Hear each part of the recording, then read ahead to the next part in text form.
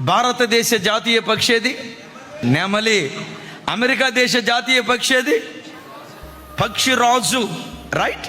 America దేశ జాతీయ America వాళ్ళు ఏమన్నారు? పక్షిరాజు నాది అన్నారు. మన భారతీయులు అన్నారు నెమలి నాది అన్నాడు. దేవుడు ఏమన్నాడు తెలుసా? అవన్నీ మీవైతే పావురం నాది అన్నాడు. ఎందుకు పావురం నాది అన్నాడంటే, పావురం తన బలం మీద ఆధారపడకుండా బండ సందులను ఆశ్రయించేది.